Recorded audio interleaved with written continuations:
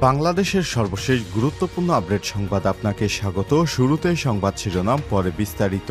শুরুতেই জানিয়ে দিব, শেখ হাসিনা কোনো পরামর্শই কানে নেননি, বললেন ইনু। জনরোষে পদত্যাগ করে ভারতে পালিয়ে যায় শেখ হাসিনা। এরপর আওয়ামী লীগ সহ এর শরিক দলগুলোর নেতাদের একের পর এক গ্রেপ্তার করা হচ্ছে। তাদের মধ্যে রয়েছে 14 দলের অন্যতম শরিক জাতীয় সমাজতান্ত্রিক দল জাসদের সভাপতি এবং সাবেক মন্ত্রী হাসানুল হক ইনু। তিনি বলেছেন, আমরা শেখ হাসিনাকে যাই বলতাম না কেন, শেখ হাসিনা অহংকারের বশত নিজের মতো করেই দেশ চালাতেন, এ কারণেই তার পতন হয়েছে, এমন মন্তব্য করেছেন জাসদের সভাপতি হাসানুল হক ইনু। এরপর জানিয়ে দিব 66 ডেপুটি এবং 161 সহকারী অ্যাটর্নি জেনারেল নিয়োগ। এদিকে বাংলাদেশ ব্যাংক টাকা ধার দিয়েই ইনকাম করেছে 40,000 কোটি টাকা। গত 2023-24 অর্থ বছরে বাংলাদেশ ব্যাংক প্রায় 40,000 কোটি টাকা আয় করেছে। পরিচালন ব্যয় বাদে নিট মুনাফা হয়েছে 15,100 কোটি টাকা। গত অর্থ বছরে বাংলাদেশ ব্যাংক সবচেয়ে বেশি আয় করেছে। বিভিন্ন ব্যাংকে স্বল্প মেয়াদী টাকা ধারের বিপরীতে এই টাকা আয় করেছে বাংলাদেশ ব্যাংক। এদিকে পৃথিবীতে এস আলমের মতো এত বড় কেউ ব্যাংক লুট করেনি। বিতর্কিত ব্যবসায়ী গোষ্ঠী এস আলম গ্রুপের সম্পদ বিক্রি করে আমানতকারীদের অর্থ ফেরত দেওয়া হবে। এজন্য এস আলমের সম্পদ এই মুহূর্তে কাউকে না কেনার আহ্বান জানিয়েছে বাংলাদেশ ব্যাংকের governor doctor Ahsan H Mansur. তিনি বলেছেন, এস আলম গ্রুপ যেভাবে ব্যাংক লুট করেছে, পৃথিবীর ইতিহাসে এত বিপুল পরিমাণ টাকা আজ পর্যন্ত পৃথিবীর কেউই লুট করতে পারেনি। শুধুমাত্র এস আলম গ্রুপের সাইফুজ্জামান চৌধুরী তিনি করেছেন। এবারে জানাবো, জামাত ইসলাম কখনোই ক্ষমতায় গেলে গণমাধ্যমের হস্তক্ষেপ করবে না, বলেন জামাতের আমির ডক্টর শফিকুর রহমান। এবং সর্বশেষ জানিয়ে দিব, সাবেক বাণিজ্যমন্ত্রী টিপু মুন্সি গ্রেপ্তার।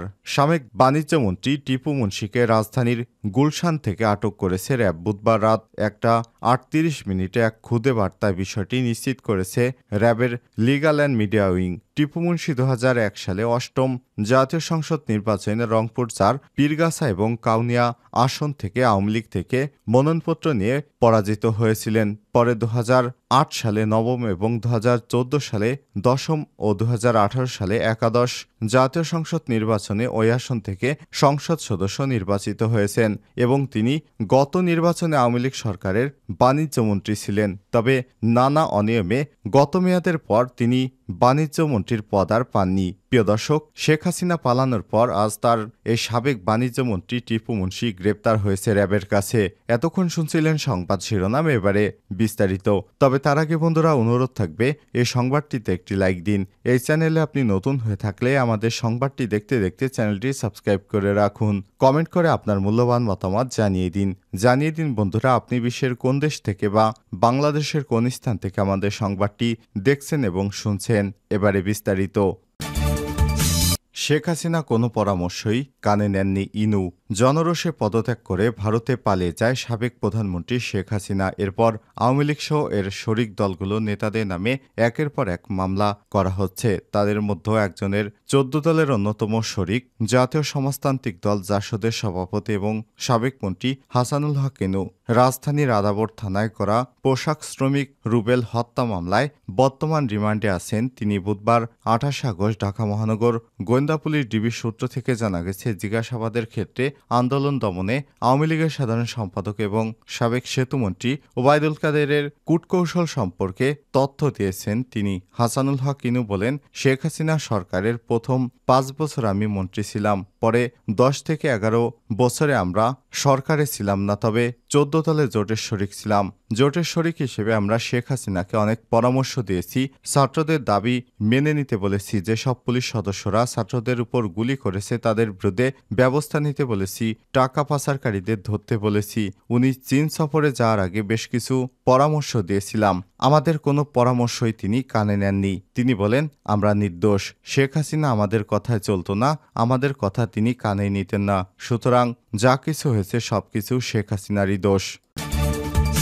66 ডেপুটি এবং 161 সহকারী অ্যাটর্নি জেনারেল নিয়োগ। উচ্চ আদালত রাষ্ট্রপক্ষের দায়িত্ব পালনের জন্য 66 জন ডেপুটি অ্যাটর্নি জেনারেল নিয়োগ করেছে সরকার। এছাড়াও 161 জন সহকারী অ্যাটর্নি জেনারেল নিয়োগ করা হয়েছে। বুধবার 28 আগস্ট রাষ্ট্রপতির আদেশক্রমে তাদের নিয়োগ দিয়েছে আইন মন্ত্রণালয়ের সলিসিটর কার্যালয় থেকে পৃথক এক প্রজ্ঞাপন জারি করা হয়েছে। একই সঙ্গে সম্প্রতি অন্তর্বর্তী সরকারে নিয়োগকৃত 9 জন ডেপুটি অ্যাটর্নি জেনারেল ব্যতীত শেখ হাসিনা সরকারে নিয়োগকৃত সব ডেপুটি অ্যাটর্নি জেনারেলের নিয়োগ বাতিল করা হয়েছে।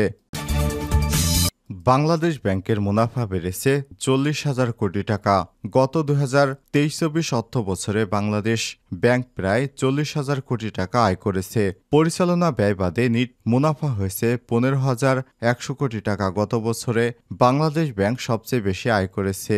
রেপো, স্পেশাল রেপোর বিপরীতে বিভিন্ন ব্যাংকে দেওয়া স্বল্প মেয়াদী ধারের বিপরীতে এই টাকা ইনকাম করেছে বাংলাদেশ ব্যাংক। কেন্দ্রীয় ব্যাংক গত অর্থ বছরে 32,21,000 কোটি টাকা ধার দিয়েছে বাণিজ্যিক ব্যাংকগুলোকে, যা আগের 7 বছরে দেয়া মোট ধারের পরিমাণকেও ছাড়িয়ে গেছে।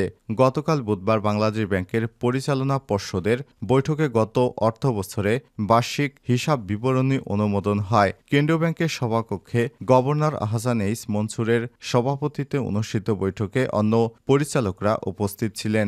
আর্থিক হিসাব বিবরণী অনুসারে সব ব্যাংকের খরচের পর গত অর্থবছর নিট আয় 15,100 কোটি টাকা দেয়া হয়েছে সরকারি কোষাগারে। তার আগের অর্থ বছরে নিট মুনাফা হয় 10,748 কোটি টাকা। এর মধ্যে 10,652 কোটি টাকা সরকারের কোষাগারে জমা দেওয়া হয়েছে। বাংলাদেশ ব্যাংকের তথ্য অনুযায়ী 2023-24 অর্থ বছরে ব্যাংক ব্যবস্থা থেকে সরকারের নিট ঋণ দেখানো হয়েছে 94,282 কোটি টাকা। এর মধ্যে বাণিজ্যিক ব্যাংকগুলো থেকে দেখানো হয়েছে 97,927 কোটি টাকা।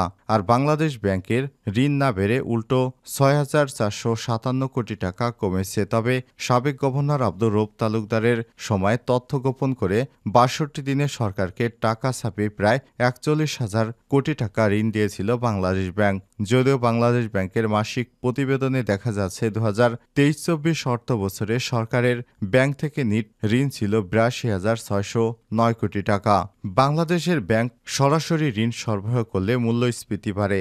এমনিতেই এখন 11% উপরে মূল্যস্ফীতি রয়েছে। পৃথিবীতে এস আলমের মতো কেউ ব্যাংক লুট করেনি। বিতর্কিত ব্যবসায়ী গোষ্ঠী এস আলম গ্রুপের সম্পদ বিক্রি করে আমানতকারীদের অর্থ ফেরত দেওয়া হবে। এজন্য এস আলমের সম্পদ এই মুহূর্তে কাউকে না কেনার আহ্বান জানিয়েছে বাংলাদেশ ব্যাংকের governor doctor Ahsan H Mansur.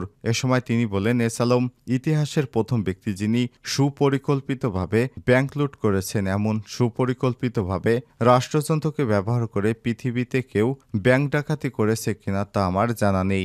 এটা এমন এক মডেল যা সব সময় এড়িয়ে যেতে হবে। বুধবার বাংলাদেশ ব্যাংকে এক সংবাদ সম্মেলনে সব কথা বলেন governor doctor Ahsan H Mansur. এ সময় বাংলাদেশ ব্যাংকের ঊর্ধ্বতন কর্মকর্তারা উপস্থিত ছিলেন। ব্যাংকে বন্ধক নেই এমন সম্পত্তি বিক্রির চেষ্টা করছে এস আলম গ্রুপ। এ বিষয়ে বাংলাদেশ ব্যাংকের পদক্ষেপ সম্পর্কে সাংবাদিকেরা জানতে চাইলে গভর্নর বলেন, এটা আইনগত প্রক্রিয়ার মাধ্যমে করতে হবে। আমরা সরকারকে পদক্ষেপ নিতে বলবো এই গ্রুপের সম্পদ যেন কেউ না কেনে। সম্পদ বিক্রি করে আমানতকারীদের অর্থ ফেরত দেওয়া হবে। সাবেক বাণিজ্যমন্ত্রী টিপু মুনশি গ্রেপ্তার। সাবেক বাণিজ্যমন্ত্রী টিপু মুনশিকে রাজধানীর গুলশান থেকে গ্রেপ্তার করেছে র্যাব। বুধবার রাত 1:38 এক খুদে বার্তায় বিষয়টি নিশ্চিত করেছে র্যাবের legal and media wing. Tipu Munshi 2001 সালে 8ম জাতীয় সংসদ নির্বাচনে রংপুর 4 পীরগাছা কাউনিয়া আসন থেকে আওয়ামী লীগ থেকে মনোনয়ন নিয়ে পরাজিত হয়েছিলেন। এরপর 2008 সালে 9ম এবং 2014 সালে 10ম এবং 2018 সালে একাদশ জাতীয় সংসদ নির্বাচনে ওই আসন থেকে সংসদ সদস্য নির্বাচিত হয়েছেন।